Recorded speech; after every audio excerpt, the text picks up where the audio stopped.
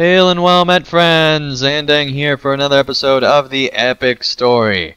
When we last left off, we are given an urgent message from Bossy that the dwarves needed our help, and Lord Celeborn, agreed to send more elves into Moria to aid the dwarves. These are my first dealings with Celeborn of Lorien. I do not know what to make of him. Welcome back to Khazad-dûm, Staftang. I am disappointed that Gimli did not return with you, but I am sure that he had his own reasons. His father Glóin has long been a close friend of my father and Brogor's father, and Gimli surely retains that honor of his forebears. This is my first dealing with Celeborn of Lorien, and must confess I am not sure what to make of him. He has sent a number of elves to help us, and while I appreciate the assistance, they seem perhaps too eager to blame the dwarves for all troubles, both present and past. They have established a camp with one of my dwarves, Orvar Bellhammer, in a newly excavated passage of Durin's Way, Buzin Gahar. It is located in the very southern eastern corner of Tharka Bazan, in the southern wall, right near the exit from those gardens. You will find Thurkan Baza to the northeast of the chamber there, of this chamber. Yes, the tree-filled area on your map there. Journey there, and lend Orvar your aid. He is having difficulties getting along with these elves. Oh, great. Well, let's go talk to Orvar the Terrible. Alright, here we are in a cave next to that forest. And, it's a pretty crazy cave, I must admit. Oh, no! Hairball. Oh. This cavern was recently unearthed, and the gardens here still thrive. I am glad you are here, Staftang. Those elves have been sent by Celeborn for the purpose of helping us drive out the evil of Khazad-dûm, so they say. But they seem much more interested in casting blame about than doing anything helpful. This cavern, Buzan Gahir, was founded shortly after your departure, and many of my folk were impressed by the state of it. The gardens still thrive, at least up there they do. Something rots and corrupts the plant life as you descend. But while we could use some real help in clearing the cave of danger, instead these elves speak often of digging too deeply and disturbing things best left undisturbed. If this is the best Celeborn has to offer, I'd rather he kept in the woods. You talk to Cothiel, Staftang, and see if I'm wrong. You'll see I'm not. Bet the elves don't like Hairball right now. Some evil lives at the bottom of Buzungar, and it corrupts the gardens here.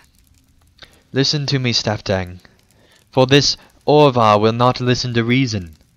Some evil at the bottom of this cavern. Some evil is at the bottom of this cavern, and if this place is not sealed away, the evil may spread. This is always the way of the dwarves. Why must they always dig into places where they are not meant to go?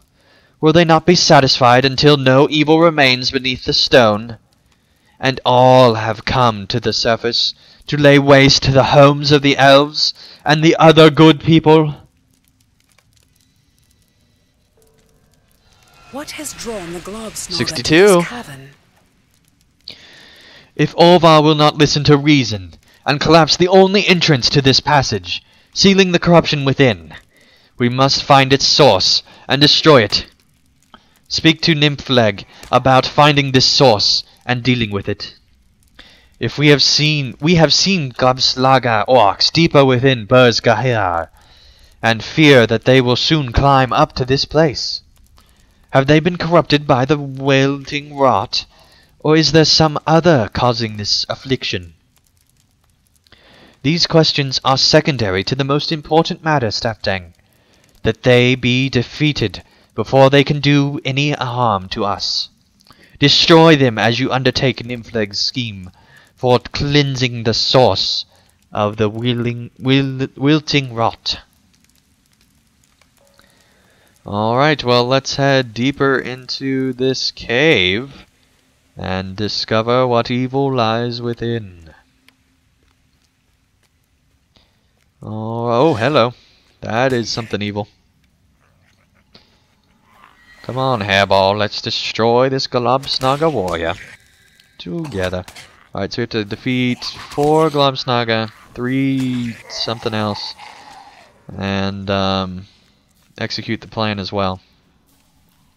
So nothing too terribly hard. We are already in Book 7, and I think it goes a little bit into Book 8 with Moria, but then we will be completely done with Moria, on to Lothlorien, and then Book 9 is Mirkwood and the conclusion of Volume 2. So we are getting near the end, actually, surprisingly. This has actually been a fairly quick volume compared to Volume 1. It's mostly because Moria is probably about the same length as Volume 1. There's just more travel. You'd think that there wouldn't be any more travel, but I'm telling you, there is. There's more travel in Moria than in Volume 1. Maybe not at the end, but through the majority of Volume 1, there's definitely more in Moria. Because all of Moria is just travel, so far. I mean, this book, we've been going in and out of Lothlorien, for crying out loud, and then back into Moria. It's just ridiculous. Alright, there's a bit of a drop here, but we're going to go ahead and do that. And Hairball will take the other way. Oh my.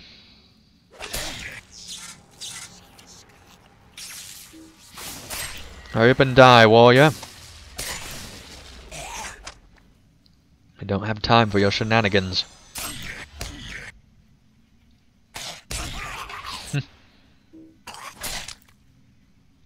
We're going to heal. And do that. There we go. 3 out of however many.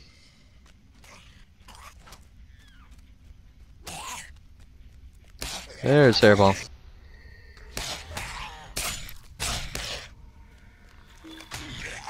Alright, we got 4 out of 4. I don't know what he was doing, but it was not very smart looking. And this should be the final NPC that we need to kill before facing the boss thing. Deeper within. There we go. Can we head this way? Nope. We're gonna just keep going along here. Alright, we're getting to an open passage up ahead. This is definitely a major cave network. Wow, this is pretty cool.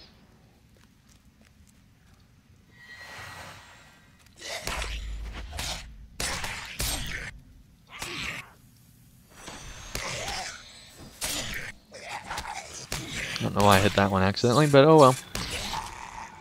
Let's keep going. Alright, I'm gonna go straight across and ignore those guys over there.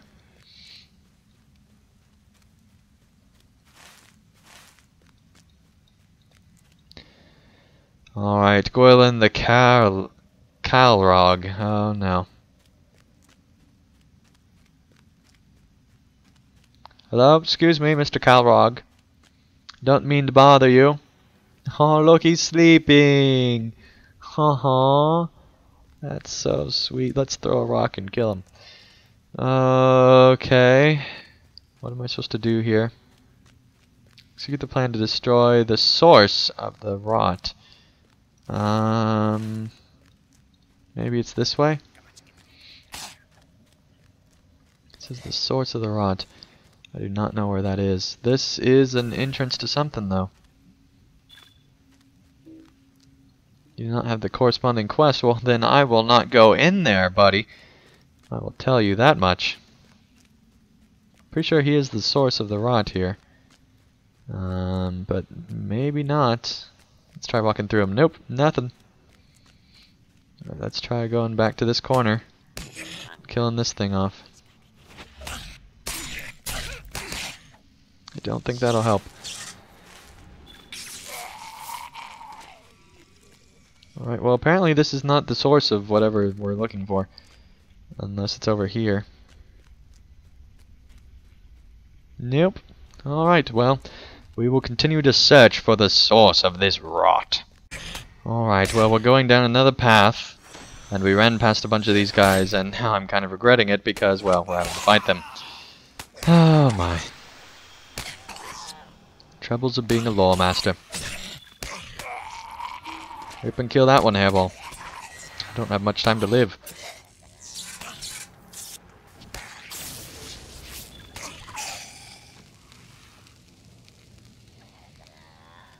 Alright, good job, Hairball. Should get a raise. Why don't you go and tank that one, hmm?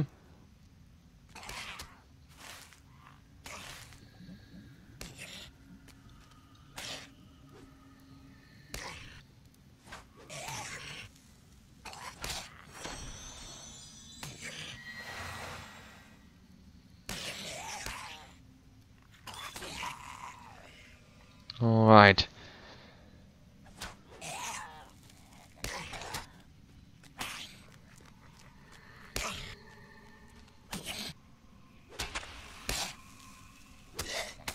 You can die, Globsnaga.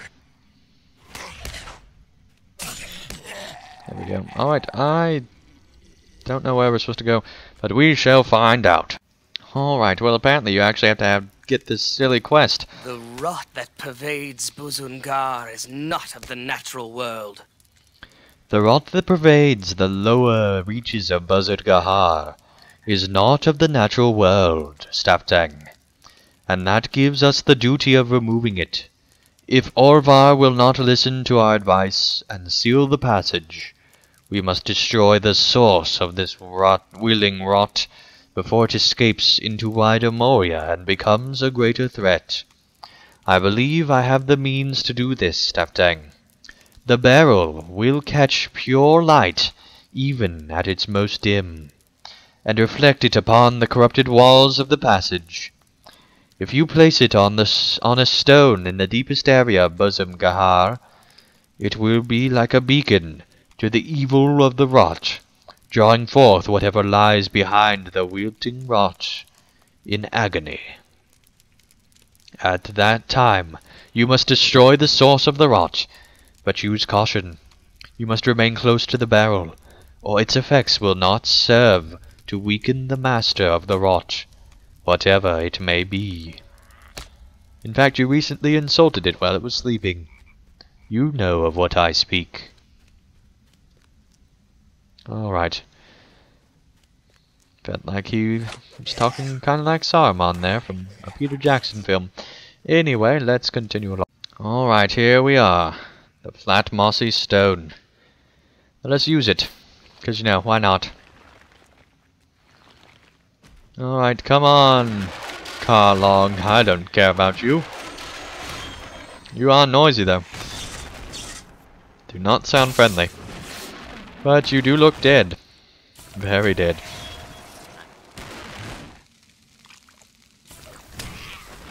Alright. You know, I'm sorry. Really, I am. But, you attacked me. Alright, well, let us head back to the elf.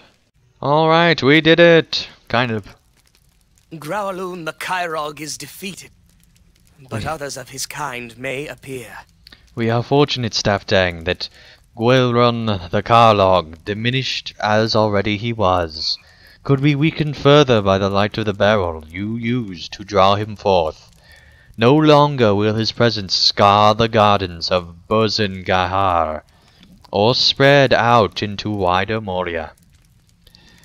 I worry that more and stranger of his kind may lurk in the deep places, but there is little enough we can do if that is true. I am delighted to have helped you fight the source of this rot, Staftang. May the dwarves have learned a lesson on this. But first select some of my shoes. I love shoes, and you should as well. It will be some time before these gardens recover, but recover they will. It will be some time before the plants and gardens within Buzen Gahar can be restored, but your defeat of Gwilron, the Caerog, will make that possible where it was not before. You have done well, Staftang, and I am pleased that you have helped save the dwarves from their own hard-headed determination to delve where they should not. A dwarf of the Iron Garrison came to speak with Olvar while you were in the depths. I believe he had a message for you. That was no great task for you, was it? These elves worry for nothing. Well, Staftang, that was no great task, was it?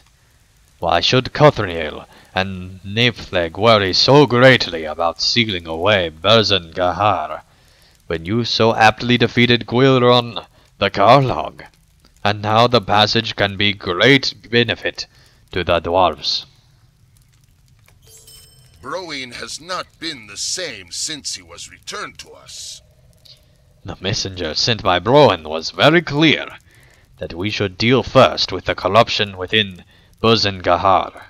Yet once that was done, his master desired greatly that you visit him on the peaceful path located in the mustering hall east of Sullen Dim and west of the Stone Hall.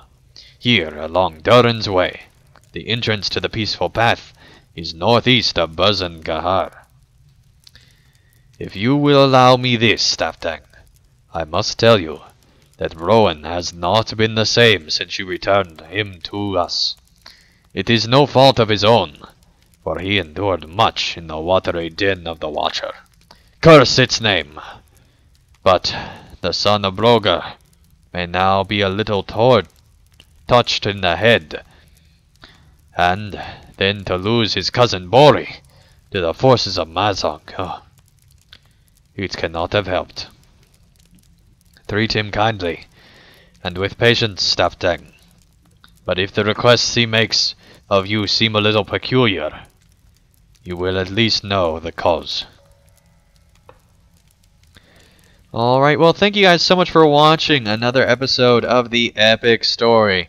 When we return, we will talk to Broin and learn of what is next to be done in this very much so epic story. But anyway, till then, thank you guys so much for watching, and I'll see you again real soon for another episode of the Epic Story.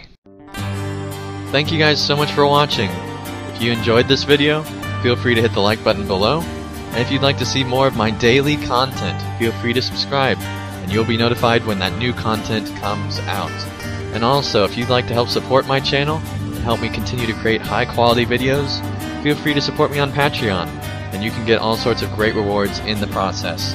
So thank you guys so much for watching, and I'll see you again real soon for another video.